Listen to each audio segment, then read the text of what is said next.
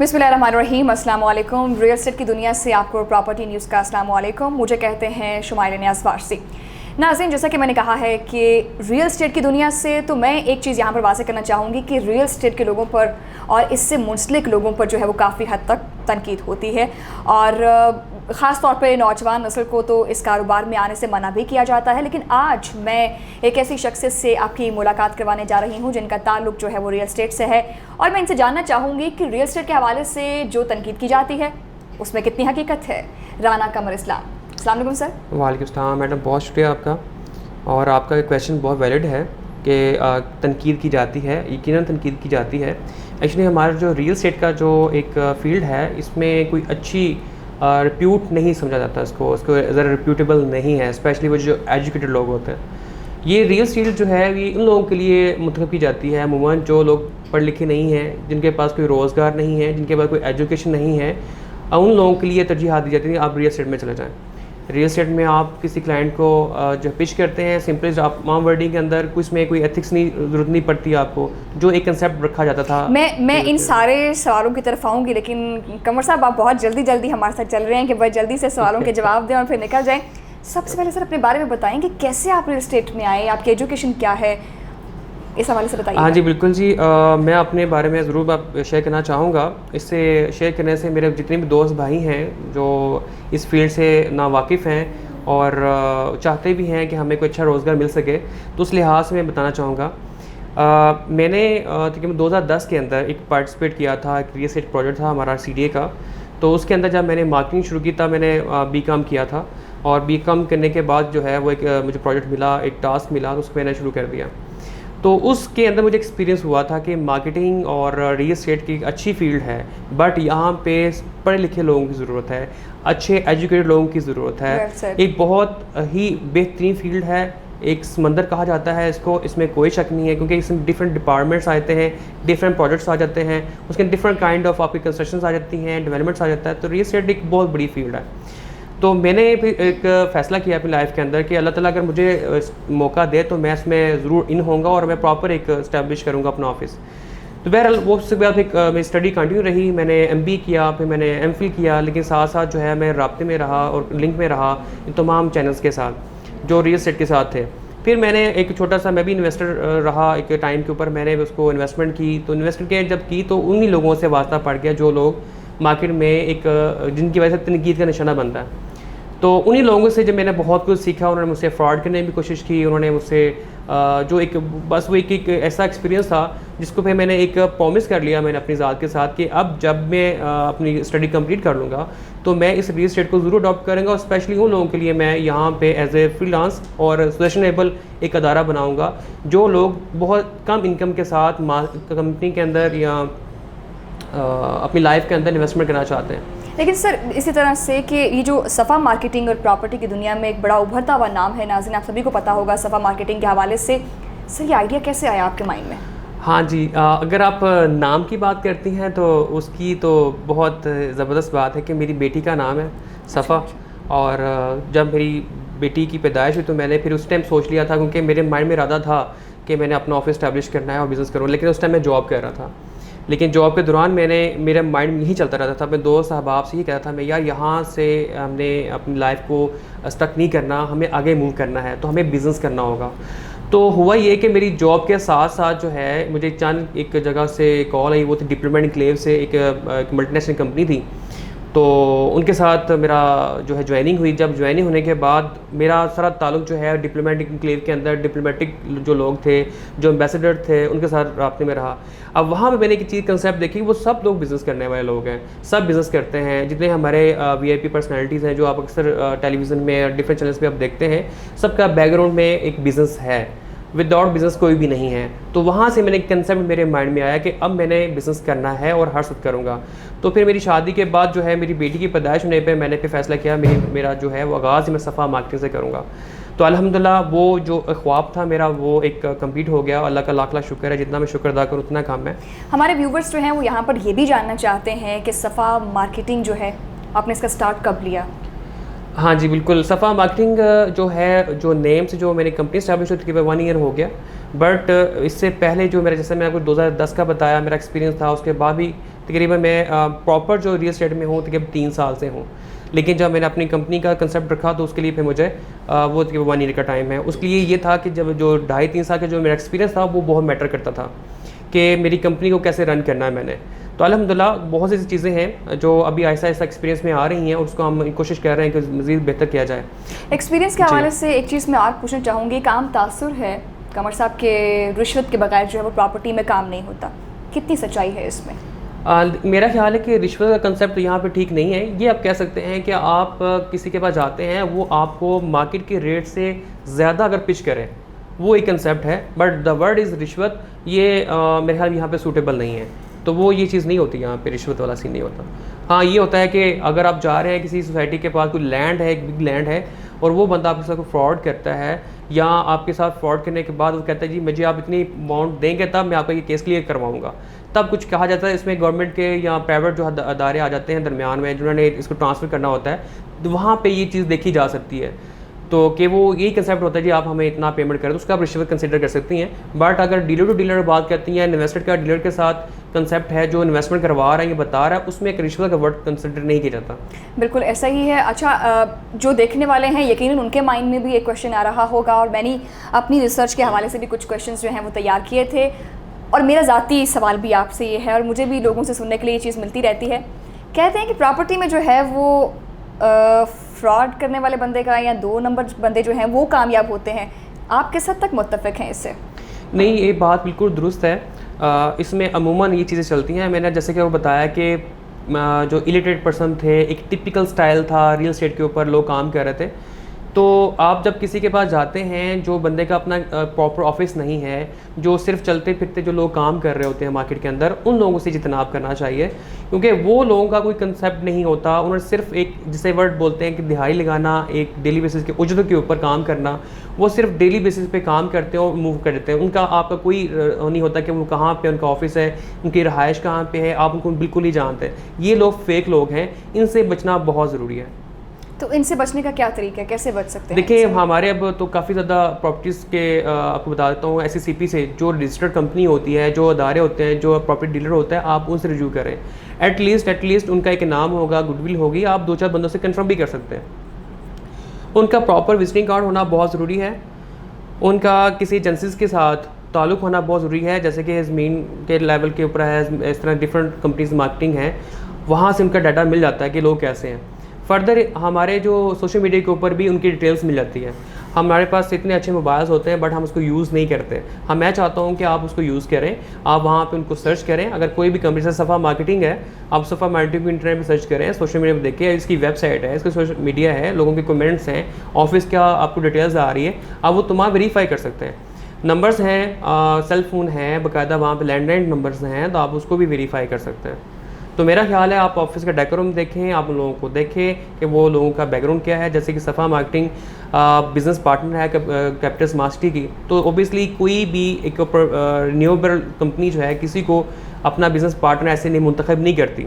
तो जब आपको पता है कि कंपनी है जो बाकायदा प्रॉपर काम कर रही है, SCCP से रजिस्टर्ड है, FBR में रजिस्टर्ड है, तो लिहाजा वहाँ पे आप इन्वेस्टमेंट करना बनता है। वहाँ पे आप जाके बिज़नेस के लिए आप टर्म्स एंड कंडीशन वहाँ पे देखते हुए आप इन्वेस्टमेंट कर सकते हैं। सर, मैं अगला सवाल आपसे ये करना चाहूँगी कि अभी आपने फरमाया कि कैपिटल स्मार्ट सिटी के हवाले से, और सफ़ा मार्केटिंग पे मैं ये भी देख चुकी हूँ कि आप कैपिटल स्मार्ट सिटी को बहुत प्रमोट करते हैं। इसकी क्या वजह है, और इस सिटी में जो है ऐसा क्या है जो बाकी तमाम सोसाइटीज़ के अंदर नहीं है?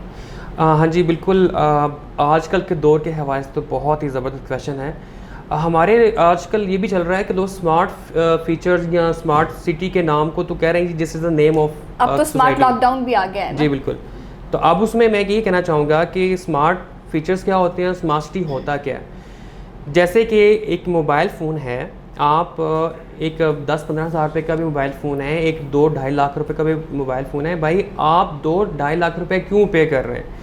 आप सिर्फ इसलिए पे कर रहे हैं मैडम कि आप वहाँ पे उसके फ़ीचर्स पे आप डिपेंड कर रहे हैं। उसके फ़ीचर्स अच्छे हैं, वो लेटेस्ट हैं एज़ कम्पेयर टू जो प्रीवियस सेट है, हैंडसेट आते हैं। अब उसमें यह है कि आपके पास मेमोरी इसकी अच्छी है, इसका कैमरा अच्छा है, तो आप उसकी ये तमाम फीचर्स देखते हुए अच्छा पे करते हैं। आप 2-2.5-3 लाख रुपये आप पे करते हैं। तो सेम इस तरह आज का जो दौर है, वो ट्रेंड है, वो चेंज हो चुका हुआ है, लिविंग स्टाइल चेंज हो चुका हुआ है। लोग कहते हैं हमें कंफर्टेबल एक लिविंग स्टाइल मिलना चाहिए, सिक्योरेबल हो, जहाँ पे तमाम फैसिलिटीज़ मिलती हों, तमाम सर्विसेज होती हों। तो आजकल आपको पता है कि आउट ऑफ कंट्री में आना जाना हर को अवेयरनेस है, इंटरनेट हर इंसान के पास है, वो सर्च कर लेता है। तो अब उसमें जो स्मार्ट फीचर्स है, जो बंदा अपनी आने वाले कल के हवाले से सोसाइटी के अंदर ये फीचर्स ऐड नहीं करेगा, स्मार्ट टेक्नोलॉजी को ऐड नहीं करेगा, वहाँ पे इन्वेस्टमेंट की जो है नहीं की जाएगी। जहाँ भी तमाम फैसिलिटीज़ होंगी, लोग अब वहाँ की तरफ ट्रेंड कर रहे हैं। तो आपने क्वेश्चन कर रहे हैं कि स्मार्ट जो है सिटी को क्यों आप प्रमोट कर रहे हैं। स्मार्ट सिटी जैसी इस टाइम पूरे पाकिस्तान में, या मैं समझता हूँ पूरे एशिया में, इस जैसा कोई प्रोजेक्ट नहीं है। This is the one and only project in Pakistan कि आप यहाँ पे इन्वेस्टमेंट करें। कैपिटल स्मार्ट सिटी आपको वो तमाम फैसिलिटीज़ प्रोवाइड कर रही है, तमाम फीचर्स प्रोवाइड कर रही है जो आपके ड्रीम्स हैं, जिसमें आपको पता चलता है एक तरक्की याफ्ता ममालिक के अंदर, किसी तरक्की याफ्ता सिटी के अंदर आप रह रहे हैं, अपनी रहायश जी रहे हैं। आपने कैपिटल स्मार्ट सिटी का नाम जो है वो कैसे रखा है, और ये स्मार्ट सिटी क्यों है? इसमें ऐसे क्या फीचर्स हैं जिसको स्मार्ट सिटी बोला जा रहा है? ये बिल्कुल आपका क्वेश्चन बनता था, आप ज़रूर पूछें। आजकल के हालात के वाक़यात और कंपटीशन है सोसाइटीज़ के अंदर, मैं समझता हूँ कि ये फ़र्स्ट टाइम इन पाकिस्तान एक कंसेप्ट दिया जा रहा है जिसका नाम है स्मार्ट सिटी। बहुत से ऐसे दोस्त भाई हैं जो अभी ये फील करते हैं this is the name of society, but बहुत से लोगों को हम अवेयरनेस प्रोवाइड कर रहे हैं, क्योंकि जो आने वाला दौर है वो स्मार्ट सिटी के अकॉर्डिंगली ही होगा। और जैसे कि आप जानती हैं, मेरे हाल में 1.5 ईयर के अंदर जो 5G टेक्नोलॉजी भी जो है हमारे पाकिस्तान में जो है इंट्रोड्यूस करवा दी जाएगी, और अब उस चीज़ को देखा जाएगा। अब बहुत सी सोसाइटी जो एक टिपिकल स्टाइल में बना दी गई हैं, अब लोग वहाँ पे इन्वेस्टमेंट नहीं कर रहे हैं। Capital smart city Islamabad have a different kind of features of smart. तो मैं चाहूँगा कि उसके अंदर मैं थोड़ा सा ब्रीफ कर सकूँ, आपको बता सकूँ स्मार्ट फीचर्स क्या होते हैं और किस वजह से कैपिटल स्मार्ट सिटी जो है वह प्रमोट हो रहा है और लोग वहाँ पे आंखें बंद करके इन्वेस्टमेंट कर रहे हैं, और उसकी डे बाय डे बहुत ज़्यादा डिमांड बढ़ती चली जा रही है। कैपिटल स्मार्ट सिटी जो है उसके बाद जो फ़ीचर्स हैं, मैं आपको वो गाइड करने जा रहा हूँ। फ़ीचर्स में मैं आपको बता देता हूँ कि फ़ीचर्स फॉर एग्ज़ाम्पल, अगर आप एक सोसाइटी में मौजूद हैं और आपके पास इंटरनेट की फैसिलिटी आप डिमांड कर रहे हैं, आप किसी पार्क में हैं, किसी स्ट्रीट के अंदर हैं, तो स्मार्ट सिटी का जो कंसेप्ट है उसके अंदर आपको पूरी सोसाइटी के अंदर वाईफाई इंटरनेट की फ्राहमी की जाएगी। आप कहीं भी मौजूद हैं, बाकायदा पूरी सिटी के अंदर, पूरे स्मार्ट कैपिटल स्मार्ट सिटी के अंदर हर पूरी सोसाइटी के अंदर पोल्स लगाए जा रहे हैं वाईफाई के, ताकि आप कहीं भी मौजूद हैं, पार्क में हैं, स्ट्रीट में हैं, मार्केट में हैं, तो आपको वो वाईफाई की फैसिलिटी जो है मिल सके।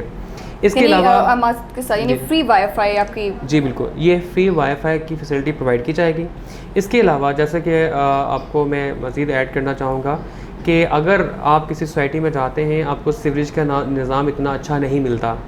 हमारे कैपिटल स्मार्ट सिटी के अंदर इस वक्त हम गार्बेज के लिए स्पेशल प्लांट्स लगाए जा रहे हैं, जो अंडरग्राउंड जो होगा वो रिसाइकल प्लांट में जाएगा, और उस पर सेंसर सिस्टम लगाया जाएगा कि ये जो है डस्टबिन है या गार्बेज का जो पॉइंट है ये फुल हो चुका हुआ है, इसको आप मत यूज़ करें, या in process of recycle plant, ये हमारी वहाँ पे इंस्टॉलेशन हो रही हैं।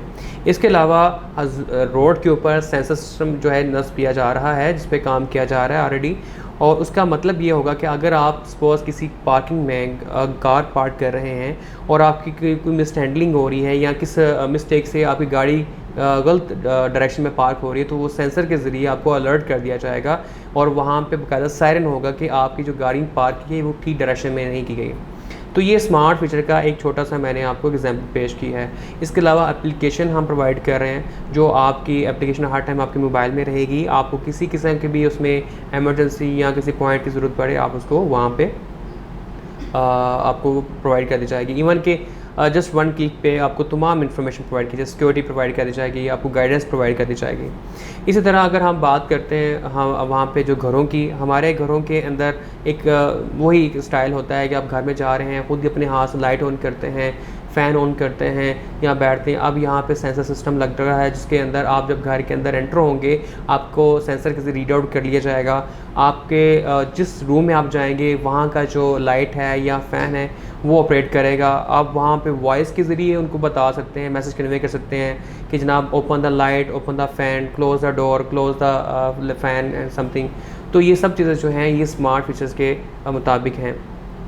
कैपिटल स्मार्ट सिटी जो है एक ख़ुद एक एरिया बहुत ही खूबसूरत है, बहुत ही खूबसूरत अल्लाह ताला ने ये जो है प्लेस मिल चुका है जिसके अंदर एक बहुत सी लेक्स हैं। आई थिंक 11-12 उसमें लेक्स हैं, नेचुरल लेक्स जो हैं, और इसके ऊपर 11 से 12 लेक्स उसके अंदर हैं। जी जी, आप अगर देखें तो हमारे लिए वो जन्नत है। और ये सरप्राइज़ है, मैं आपको इसमें एक बात है, वेरी गुड बेशक इसमें कोई स्पेशली नेचर के हवाले से तो एग्जैक्टली वेरी ग्रीन एरिया और बहुत ही खूबसूरत। मेरे एक दोस्त हैं वो कमर्शियल पायलट हैं, तो मेरे पास आए, मुझे कहते हैं यार मैं बहुत अरसे से वहाँ पे से जब मैं टेक ऑफ कर रहा था या लैंडिंग कर रहा था तो मैं देखा था इतनी खूबसूरत लैंड है, पता नहीं ये कौन सा एरिया है और किसी को इस चीज़ का इल्म है कि नहीं। तो कहता आज मैं उसी ही लैंड की में अपनी इन्वेस्टमेंट करने आ रहा हूँ। यकीनन एक हिडन ये एरिया है। मैं समझता हूँ इस्लामाबाद पिंडी बहुत खूबसूरत है। हमारे जो रहायशी एरिया से अलावा जो सराउंडिंग में जितना भी एरिया है बहुत ग्रीन और लश ग्रीन है, और उसमें जो पानी का कंसेप्ट है, डैम बहुत ज़्यादा हैं, उसमें लेक्स बहुत ज़्यादा हैं, फ़िशिंग बहुत अच्छी की जाती है। इतने फीचर्स के बाद और लेक्स के जानने के बाद हमारे व्यूवर्स तो ये ज़रूर जानना चाहेंगे कि ये आखिर कैपिटल स्मार्ट सिटी है कहाँ पे? बिल्कुल जी, हम आपको बता देते हैं। कैपिटल स्मार्ट सिटी बहुत ही अच्छी लोकेशन पे मौजूद है, और अगर हम इस्लामाबाद से इसका जो है रोड कंसिडर करें तो वो सिर्फ 20 मिनट्स की ड्राइव में आप कैपिटल स्मार्ट सिटी में आप इसकी हदूद में एंटर हो जाते हैं। सपोज़ अगर आप रोड मैप की बात करते हैं तो मैं थोड़ा सा आपको इसमें ब्रीफ कर देता हूँ। आपने कश्मीर हाईवे एक मेन रोड है इस्लामाबाद के अंदर, और कश्मीर हाईवे से आप टूवर्ड जाते हैं मोटरवे, तो मोटरवे से ठीक 10 मिनट्स की ड्राइव है जो आपको जो है कैपिटल स्मार्ट सिटी की तरफ ले जाती है, जो मोटरवे के ऊपर ही वाक़ है। और अपना कमिंग सून में अपना इंटरचेंज के साथ हम लोग इंट्रोड्यूस करवाने जा रहे हैं। कैपिटल स्मार्ट सिटी जो है इस्लामाबाद का जो ज़ीरो पॉइंट है जिसे आप G8 बोलते हैं, वहाँ से ठीक 25 मिनट्स में आप कैपिटल स्मार्ट सिटी में आप एंटर हो सकते हैं। अच्छा सर, मैं एक सवाल आपसे और भी करना चाहूँगी। प्रॉपर्टी की दुनिया में ये भी बड़ा आम है कि बेजा कमीशन वसूल करना एक आम सी बात है, ऐसा क्यों होता है प्रॉपर्टी में? एक्चुअली अब जो है ना हर बंदा जो है डायरेक्टली इनडायरेक्टली अब प्रॉपर्टी के अंदर इन्वॉल्व है। जैसे कि हमारी गवर्नमेंट भी सपोर्ट कर रही है, रियल एस्टेट को एक अदारे का नाम दे दिया गया है, इंडस्ट्री का नाम दे दिया गया है। तो अब जो लोग जो हैं पहले भी रेशो काफ़ी ज़्यादा थे लेकिन अब और इंक्रीज़ हो गई है। अब यंगस्टर जो हैं अब वो ज़्यादा मुतवज्जो हो रहे हैं इस फील्ड में आने के लिए, और उनके आने से इस जो है इंडस्ट्री को, इस अदारे को, इस फील्ड को बहुत ज़्यादा प्रमोट किया जा रहा है, और ये बेहतर से बेहतर हो रही है as compare to previous practice में। इसमें मैं आपको बता देता हूँ, लेकिन वो लोग जो फर्स्ट टाइम इन्वेस्टमेंट करने के लिए आ रहे हैं उनको नहीं पता कि रियल एस्टेट में इस टाइम जो है इसका रेट क्या चल रहा है, इसका प्रॉफिट क्या चल रहा है। तो तब जब इंसान जो है, क्योंकि हर बंदा लालची होता है, तो न्यू लोग जो है वो कमर्स में पार्टिसिपेट कर रहे हैं, तो वो बस ये कहते हैं अगर इस बंदे को इल्म नहीं है प्रॉपर्टी के बारे में, इतना शौक नहीं रखता, तो उसे वो जितना मर्जी वो चार्ज कर ले। This is going to be wrong, but इस पर एक्शन लिया जा रहा है डे बाय डे। हमारे साथ जितनी भी फील्ड के अंदर वो तमाम लोग जो ऐसा काम करते हैं उनको हाईलाइट किया जाता है, उनको समझाया जाता है, उनकी काउंसलिंग की जाती है। लेकिन मैं समझता हूँ जो बंदा भी इन्वेस्टमेंट करने आए कम से कम वो मार्केट में ज़रूर कंफर्म करे उसका रेट क्या चल रहा है, उसके बाद वो इन्वेस्टमेंट करे ताकि उसकी जो इन्वेस्टमेंट है प्रॉपर सिक्योर हो और बाद में कोई बॉदरिंग का सामना ना करना पड़े। जी मैडम। अच्छा, जिस तरह से वो पेटी भाई एक दूसरे का बड़ा ख्याल रखते हैं, तो ऑब्वियसली रियल एस्टेट वाले भी एक दूसरे के पेटी भाई होते हैं, तो आर्टिफिशियल तौर पर भी मार्केट के अंदर एक ऐसा कमीशन सेट कर दिया जाता है। एक डीलर ने दूसरे से बात की, उसने अपना 1-2 लाख रखा, उसने बोला कि तुम इतना रख लो, उसको कैसे बीट किया जा सकता है? हाँ, मैं इसमें चीज़ ऐड कर देता हूँ कि शायद अमूमन में हाल पता होगा, कुछ लोगों को अगर नहीं पता तो मैं आपको बता देता हूँ कि जब 1 करोड़ से नीचे वाली कोई भी किसी किस्म की अमाउंट होती है किसी भी रियल एस्टेट के, उसमें आपको 2% की अमाउंट दरकार होती है अमूमन, जो एक क्राइटेरिया है। और जो 1 करोड़ से ऊपर जो जितनी भी अमाउंट की कोई इन्वेस्टमेंट की जाती है उसमें 1% होता है। लेकिन हमारे यहाँ पे जो इन्वेस्टमेंट करने चाह रहे होते हैं लोग, वो भी कह रहे होते हैं कि जी हमें डिस्काउंट दिया जाए, तो वो फिर जो पर्सनली जो एक आपकी नेगोशिएशन होती है उसमें फिर 1% पे वो डन कर देते हैं। तो जो लोग ऐसा ही कहते हैं कि जनाब हम पेटी भाई हैं और हम लोगों को करना है, तो वो इस कंसेप्ट को अगर रखा जाए तो कोई मसला नहीं। जैसे कि अब एक दो क्लाइंट है, एक सेलर है, एक साथ बायर तो है। इन्होंने भी अपने बेटी भाइयों का दे दिया है, हाँ दे दिया है आपने उधर भी।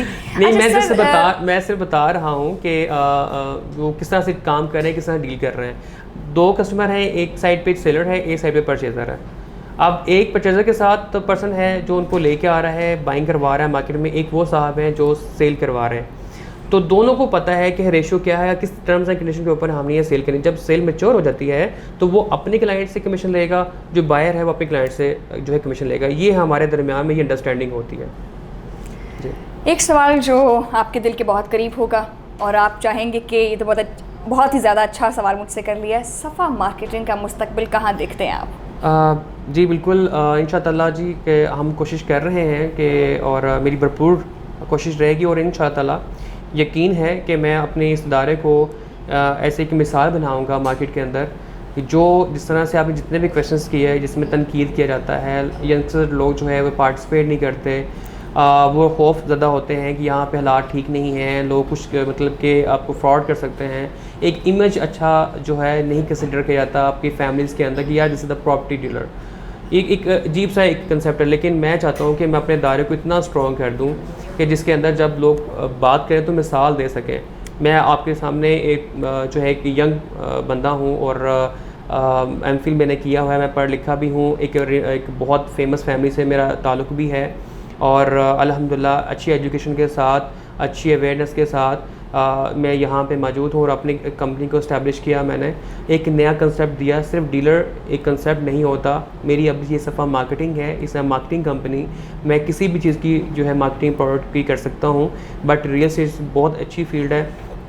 एक मैंने आपको कंसेप्ट बता दिया, एक एक्सीडेंट हुआ था जिसमें मैंने जो है रियल एस्टेट को प्रेफर किया कि मैं इसमें ज़रूर काम करूँगा। तो वो जो मेरी अपनी ज़ाती इन्वेस्टमेंट की थी, जिसके अंदर मुझे एक डीलर साहब ने जो है वो थोड़ा सा फेक एक्टिविटी की, तो मुझे फिर मैंने इरादा किया कि मैं अपनी फील्ड की तरफ आऊँ। तो मैं इसमें इंशाअल्लाह जितने भी लोग हैं उनको मैं फ्री सेशन भी देता हूँ। यहाँ पे आपको पता होगा कि हर तरह का कस्टमर हमारे पास आता है। एक वो साहब है जो करोड़ों के पे की इन्वेस्टमेंट लेके आ रहे होते हैं, एक वो साहब होते हैं जो बेचारे पता नहीं किस तरह जमा करके उन्होंने पेमेंट लाख, 1.5 लाख और 2 लाख रुपये उनके पास होती है।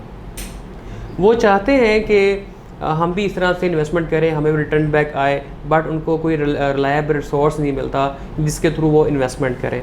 तो मैं चाहता हूँ कि मैं तमाम लोगों को, एक मैसेज है मेरा कि वो तमाम लोग मुझसे कोऑर्डिनेट कर सकते हैं। इंशाअल्लाह हम उनकी पर्सनैलिटी, उनकी विश, उनकी नीड, उनकी इनकम, उनके जो इन्वेस्टमेंट का जो रेशो है उसके मुताबिक देख के हम उनको डिसाइड करें कि उनको कहाँ पे इन्वेस्टमेंट की जाए। और मैं ये कर भी रहा हूँ ऑलरेडी, और अल्हम्दुलिल्लाह मेरे हाल में उन्हीं की दुआओं की वजह से मैं आज यहाँ पे आपके सामने हूँ। एक अच्छे मैसेज के साथ प्रॉपर्टी न्यूज़ के व्यूवर्स को मैं एक चीज़ कहना चाहती हूँ कि बहुत हेल्प की आपने हमारी, जो कि प्रॉपर्टी और रियल एस्टेट के हवाले से लोगों के तासुरात थे और जो ख़रीद फरोख्त के हवाले से शुबह शुबहात जो पाए जाते थे उनको दूर करने में हमारी बहुत मदद की राना कमर इस्लाम ने, जो कि CEO साहब हैं सफ़ा मार्केटिंग के। और इसके साथ ही मैं कहना चाहूँगी कि प्रॉपर्टी न्यूज़ से शुमाइला नियाज़ को दीजिए इजाज़त, और मैं उम्मीद करती हूँ कि आपको ये प्रोग्राम भी अच्छा लगा होगा और आप चाहेंगे कि ऐसी और शख्सियात के साथ भी हम ऐसे ही इंटरव्यूज़ जो हैं वो करते रहें। तो आप हमारे चैनल को सब्सक्राइब करना मत भूलिएगा, बेल आइकन भी दबाइएगा। तब तक के लिए अल्लाह हाफ़िज़।